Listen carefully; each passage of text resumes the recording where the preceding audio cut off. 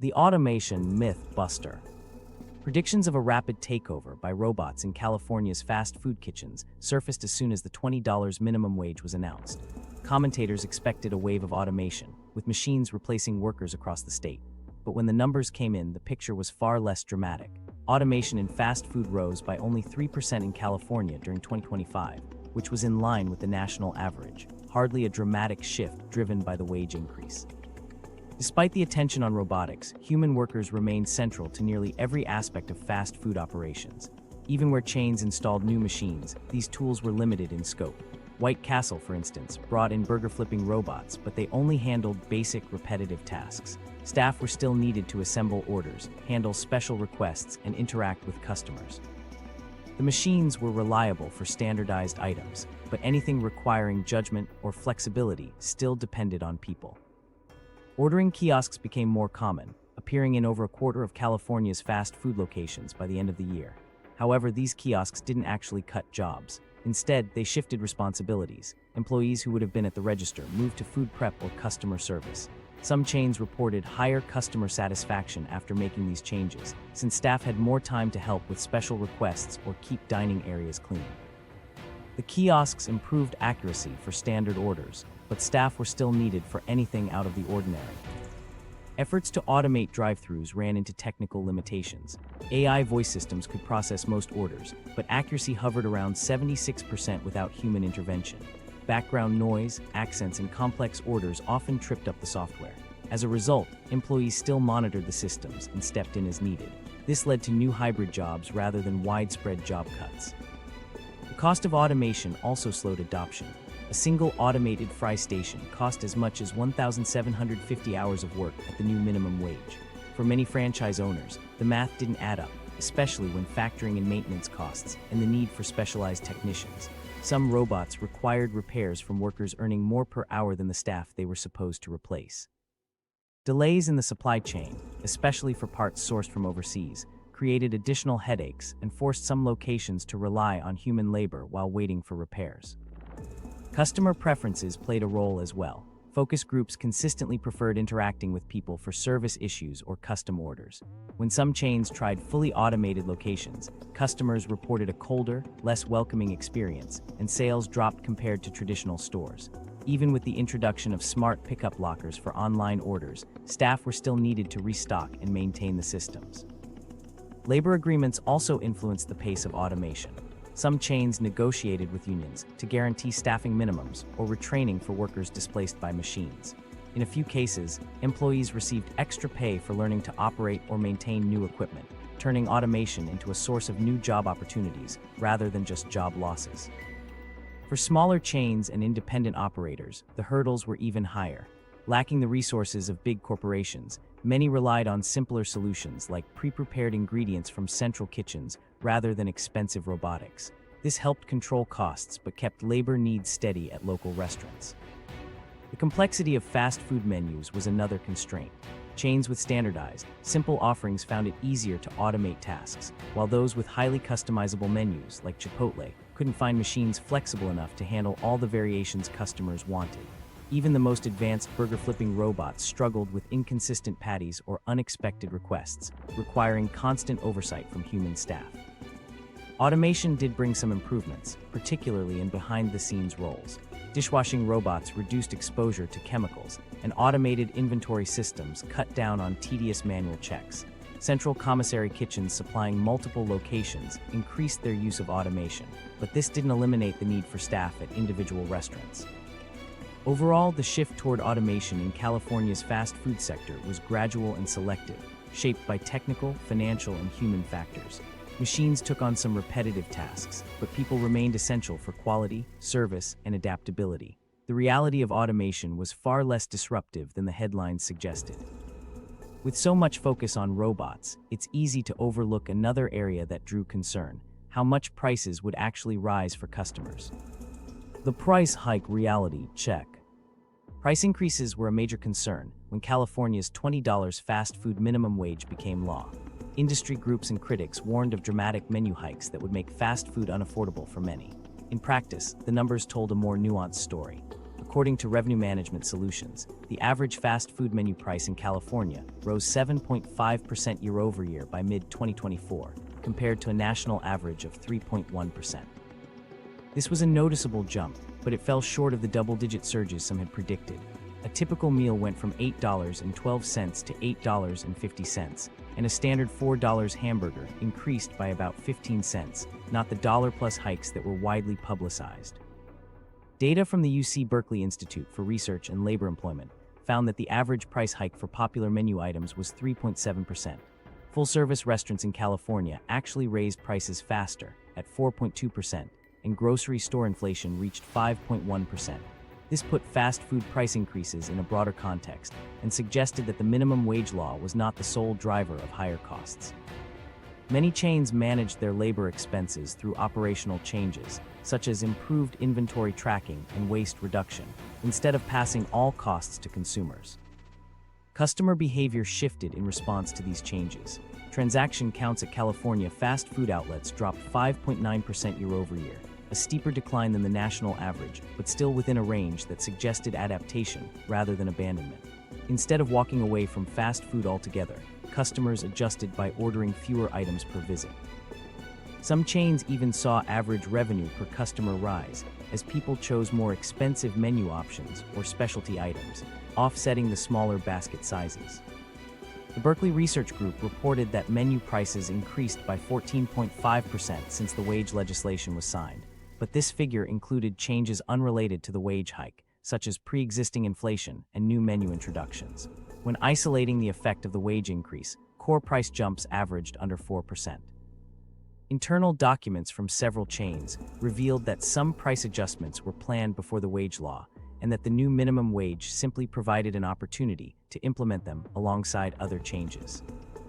Geography and business structure played a role in price differences. Urban coastal areas like Los Angeles County averaged smaller price hikes, around 2.9%, while rural regions saw increases closer to 4.1%. Corporate-owned locations typically kept price hikes to about 3.2%, while franchisees, who often faced tighter margins, averaged 4.8%. This variation reflected differences in competition and customer price sensitivity across regions. Menu engineering was another key factor. Chains introduced new, higher-margin items to help offset labor costs, keeping price increases for core items modest. For example, specialty burgers or combo meals saw larger increases, while basic menu staples remained relatively stable. High-profit items like fries and beverages barely changed in price. Starbucks raised prices on complex drinks but left basic coffee nearly unchanged, a strategy echoed by other brands. Timing also mattered. Most price increases happened within the first 3 months after the wage law took effect, with a plateau afterward. Some chains waited for competitors to move first, resulting in smaller hikes for late adopters. Wendy's, for instance, held prices steady for half a year before making smaller adjustments than those who raised prices immediately. Other factors influenced the final impact.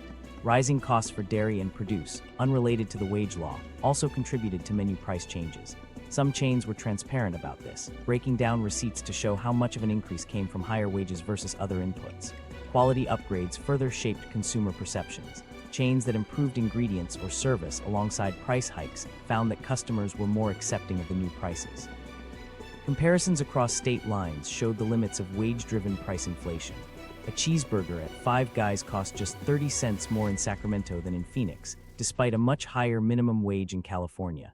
This pointed to a range of factors, beyond labor costs, driving national fast food inflation.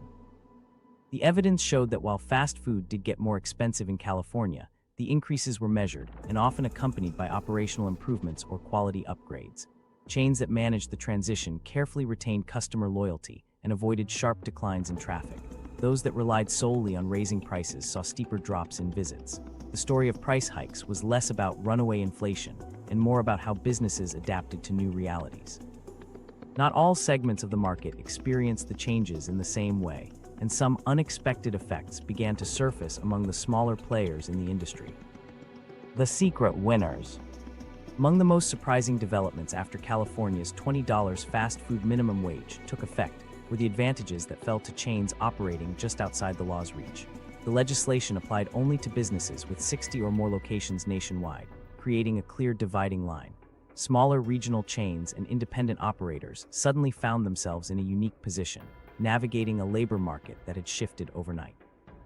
In this new environment, some small and mid-sized chains carved out a niche by offering wages just below the $20 mark, often in the $18 to $19.50 range, while emphasizing perks like flexible scheduling or a more relaxed workplace culture.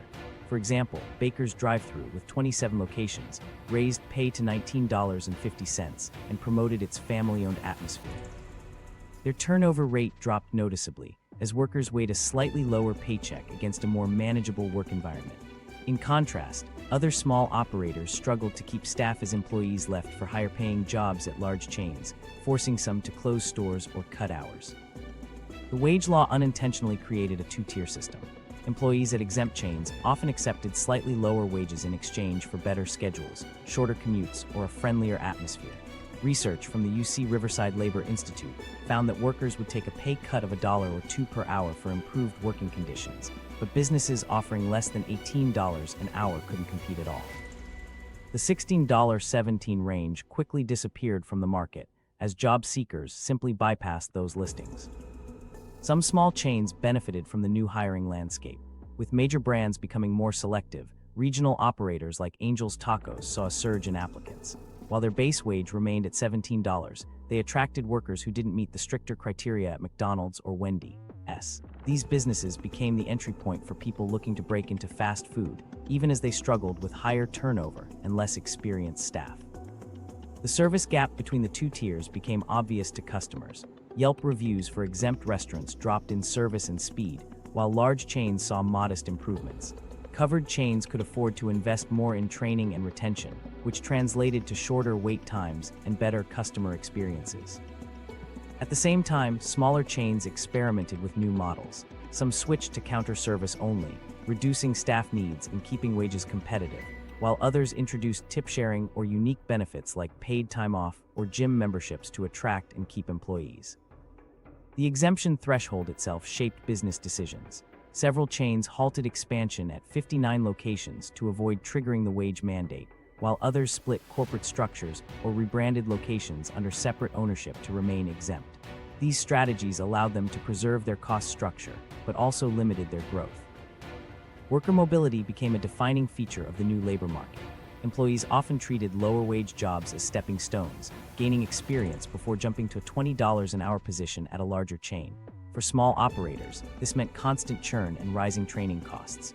Owners described their restaurants as unofficial training grounds for the big brands, with experienced workers leaving as soon as better opportunities opened up.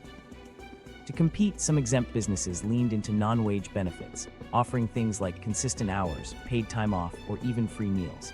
These perks helped with retention but required operational changes that not every owner could manage. The result was a fast food market that sorted itself by both price and experience. Higher-wage chains drew younger, more affluent customers, while budget-conscious diners gravitated toward lower-priced, exempt locations. This division may have softened the blow of the wage hike for the industry overall. Economic models suggest that if the $20 mandate had applied to every fast food business, job losses could have been even steeper.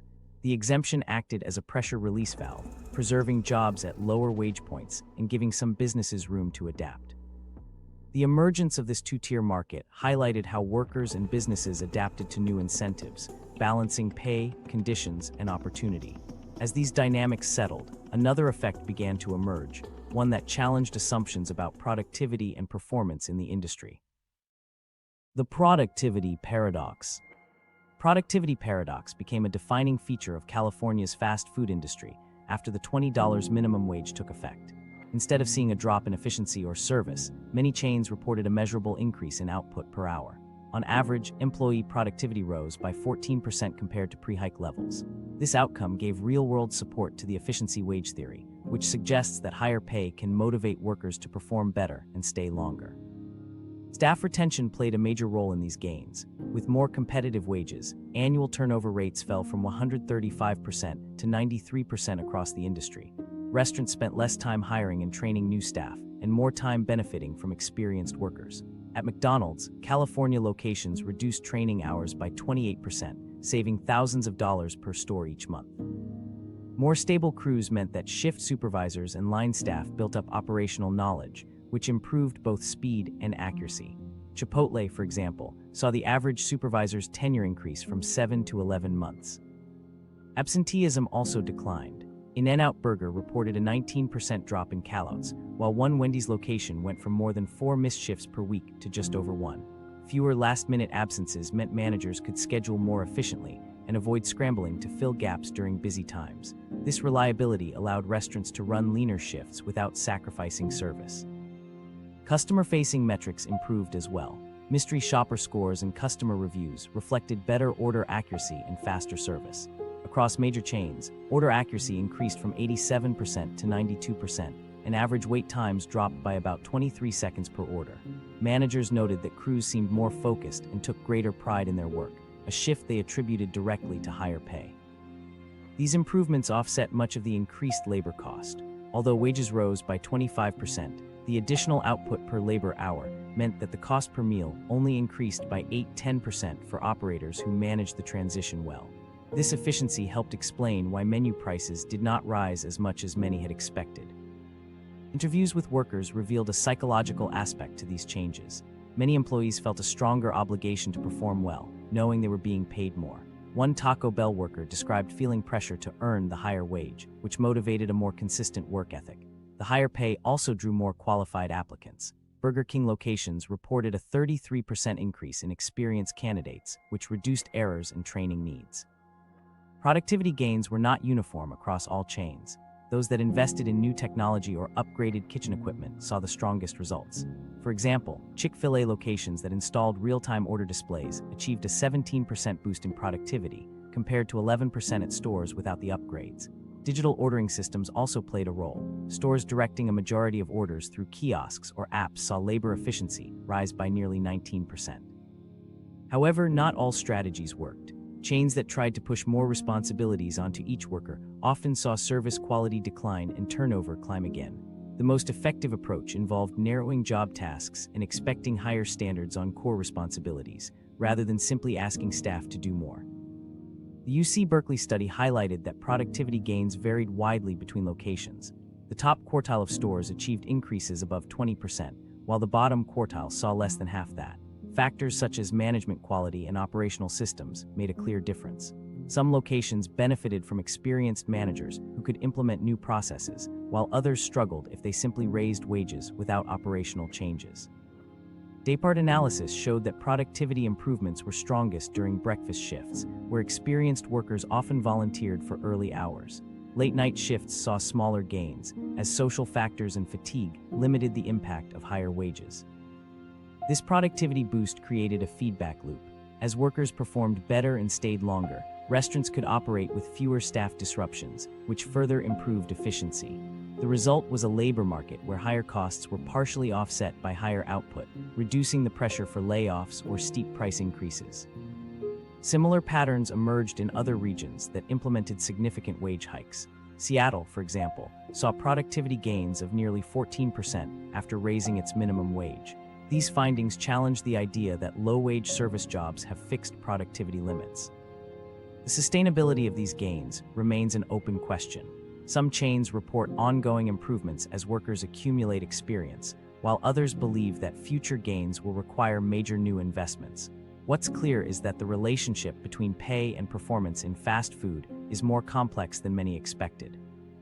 The data from California's experiment forced policymakers and economists to reconsider long-standing assumptions. As the numbers came in, it became clear that the political debate around the $20 minimum wage had often missed the practical realities playing out in restaurants across the state.